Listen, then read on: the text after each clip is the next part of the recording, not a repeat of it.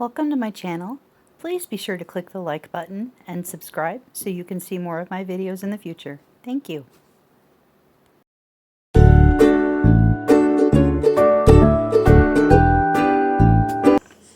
I got all 8 jars filled. I've already got them wiped down with a clean wash rag.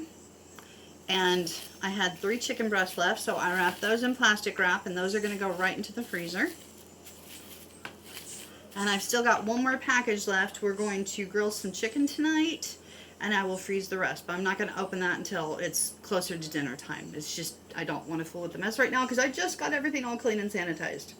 So, let me set these 3 off to the side. They'll go in the freezer in just a minute here. This is not going to take that long. They'll be okay. Alright, so in here I have got 2 tablespoons of white vinegar. This is going to be used to clean off the rims of our jars. You don't need a lot. I mean, I could probably have gotten by with a tablespoon. And this is eyeballing it. So, I got a paper towel. I've cut him all up into pieces because I'm only going to do 3 or 4 jars per paper towel. I want to make sure that this is clean. And you're just going to wipe down the rim of your jar with that vinegar and be sure that he's clean. And keep track of which ones you've done. Don't mess up and forget. Get that rim good and clean. Don't contaminate your vinegar though. That's why I got extra paper toweling.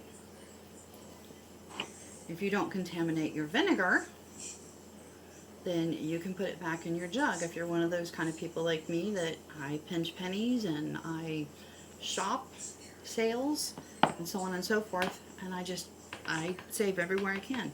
So I just threw him off to the side as you saw. Got another clean paper towel, quick dip in the vinegar, just enough to get it damp. And we're going to do 3 more jars. Okay, he's good and clean. This is to make sure that there is no fat content or debris or liquids or anything like that in between your rubber seal and the glass rim of the jar. That's all that is for. Make sure it's clean. Because that can inhibit a good seal. Or it can give you a false seal where it might be okay on the shelf for a couple weeks or a few months and then it blows the seal off. Alright, and last piece of paper towel here. Just little squares. Doesn't need to be big. And we're going to get that cleaned off. And, okay, somebody's saying, what if she gets vinegar in the chicken? It's okay, you're not going to taste it. It's a couple drops. Maybe, if even that. It's because the paper towel absorbs it, so don't worry about that. And I used to help my mom can, and I used to help my grandma can. It's fine. Not going to hurt anything. Alright, that part is done. Now, I've got my lids in my hot water here. And I don't have one of those nifty, neat little thingies that you all have. The wand with the magnet. I need one of those.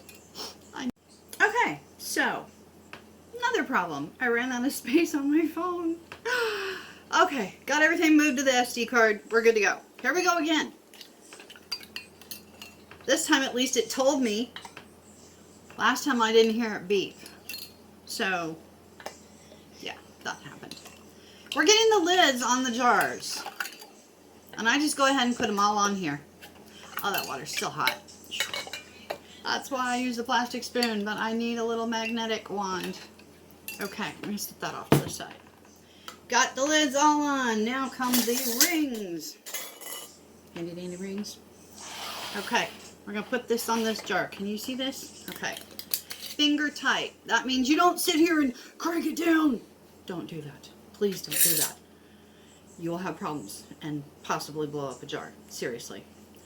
Finger tight means you do that and then one gentle turn. That's it. That is finger tight. Don't crank on it, crank it, crank it. Put it on. Spin it till you can't loosely spin it anymore. And then just until you feel resistance. That's finger tight. A lot of people don't understand that. Okay, it went on loose, one crank, gentle, I hit resistance, I stop, finger tight. We're going to hurry up and do the rest of these jars like that. And believe it or not, if you put them on too tight, the air in here cannot escape. So you're going to risk issues with your seal. It will siphon, I guarantee you. You will have juices come out of here. You have to allow the air to escape. And when the air has escaped, then the suction happens and the lid goes down. All right, now, I don't know if you're going to be able to see this or not. I'm going to angle you over here towards my stove. And I'm going to go put these jars into my canner, and then I will show you after I get them in here. Because it's just easier for me to do this really quick here like this. And then take my phone off the tripod and bring the camera over here. So in they go. And like I said, my pressure canner will hold 8 wide mouth, and these are what they call a wide mouth because you saw how great big and wide open the mouth was on these, the opening of the jar. And you just put them in there like so. And let me get these arranged perfect here. I like to make sure that rim on my jar, the ring, is up against the side of my canner so they don't rock around, and that none of the glass is touching. You don't want the glass clanking up against each other. All right, let me get the phone off the tripod and I'm going to go show you. And this is what that looks like once you got them in the canner. Like I said, I want the rim up against the side of my pan here. I don't want any of the glass touching. And this is another neat thing to have your phone for, is to be able to look down inside there and make sure that none of your glass jars are touching. You don't want the glass to clink around because this is going to boil. It has to. Okay, I am going to perhaps move the tripod over here so you can watch me put my canning lid on. Okay, my hubby, he's an awesome guy, came over to hold the camera for me. Can you get a focus on that? This is where my arrow is. It says close and open, and we want to line it up here on the canner with where it says line up the arrows. Lining up the arrows. Okay.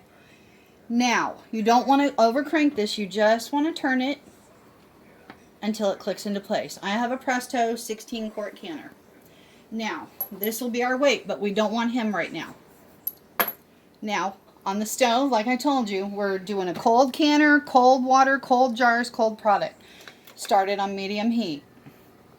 And this first run, I will come back here and check my canner until it's starting to feel warm before I bring up the heat again. So I know for me on this stove, it's going to be about 20 minutes. So I'm setting the timer for 20 minutes. We'll be back. Okay, I have slowly increased my temperature until it got up to 9. Every 15 minutes I came in and moved my dial from 5 to 7 and then from 7 to 9. And I don't know if you can see the steam coming out of the vent here, but you can definitely feel it. With mine, I have a hard time seeing it, so I know from the sound, because I've been doing this for a while now, like over a year, what it sounds like. I can hear it boiling. And also, this plunger back here has come up, which it does after this has vented for 10 minutes. So now it's time to put my weight on for my area. Oh, and if you don't have one of these, this needs, once you've got steam coming out, it needs to vent for 10 minutes because it's releasing the pressure. You don't want too much pressure in here. It has to vent for 10 minutes first.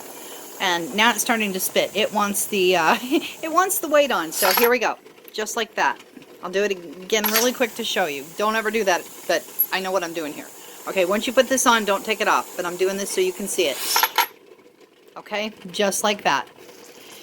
Now, like I said, it has vented for 10 minutes. Steam has been coming out. Now you put your weight on. I use 10-pound weight for my area.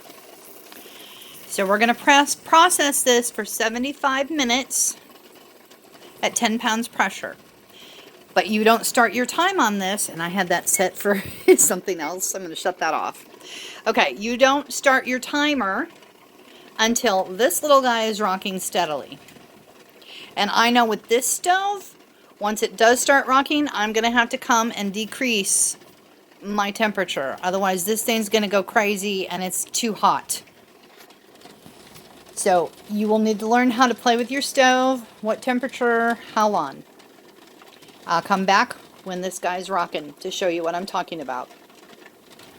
And it looks like today the magic number on my stove is 5. So it's never the same. I think it has a lot to do with the size of the jars, what type they are, and what the contents are. Today we're settled in at 5. That's a good, nice, slow, steady rocking, which is what this canner is supposed to do. So after 4 minutes on my timer, I got this guy stabilized out, and we're good. I'll stick around here in the kitchen for a while just to make sure that it's going to stay like this and that we're good at that temperature. If it slows down too much, I'll turn the heat back up a little bit. If it gets going too fast, then we'll go ahead and crank it down to the number 4, which is where I usually sit at. But it's a little bit cooler in my house today. It's not the middle of summer. We're at the middle of October. So it's cooler in the house. And that might have something to do too with how much heat I have to have on the burner. A lot of things play into factor when you're canning. The temperature in your kitchen, what you're canning, so on and so forth. So there we go. Be back in a jiff to show you what we do next. And we're back. The timer went off. My pints of boneless, skinless chicken breast had been in the canner for 75 minutes after it came to pressure, and my rocker came to a nice, slow, steady rhythm of rocking. Now I am waiting for this little guy here to drop down, which will tell me that the pressure has released inside of my canner. Then I will take off my rocker and wait another 10 to 15 minutes just to be safe, just to be on the side of caution. I always wait after I take that rocker off to make sure that all the pressure has been released through the vent pipe. Then I will open this. And again, when you open your canner, you want to make sure that you're lifting that lid so that it blocks any steam from coming into your face. So this will come off with the lid towards my body and pushing the steam back towards the wall. When I get this opened up and I get the jars of chicken out of here, I will show you our beautiful, wonderful canned chicken. Okay, my canner came down out of pressure and I took my little jiggler off, my weight, for 15 minutes and I've taken off the lid. My helper is outside working on some things, so I couldn't video this part. I'm terribly sorry. But there we have it, and I'm letting this cool down for a few minutes before I start removing my jars because it's very hot and it's a nice temperature here in my house today, and I don't want to shock my jars. So after I get them out of the canner, which is a two-hand job for me, I will show you what they look like. They're still bubbling. There we go. I got them out of the canner. All 8 pints. None of my jars cracked, none of them siphoned. My canning water was still nice and clean. It smells good in here like roast chicken. And that's exactly what this will taste like. And you can see that they're still boiling, still bubbling away. That's because they are so hot. I need a bigger jar mat. It'll only take 6 jars. So these 2 little guys, I grabbed a couple towels out. And I use old things when I'm canning because I never know, because these could still siphon. You never know. While they're cooling down, some of the broth could leak out. And I'm not going to ruin my good, pretty towels. So there's another tip. While you're canning, don't ruin your pretty stuff. Use your old stuff, because these could still leak. I'm praying they don't. And I'm sure the good Lord above will bless us. And they were popping away while they were cooling down in my canner for 15 minutes. So everybody's already sealed too. Amazing, awesome. Now we've got 8 pints of chicken for the shelf. Thank you for watching. I hope you enjoyed this, and I hope it helped you learn how to can chicken to preserve meat, food for your family.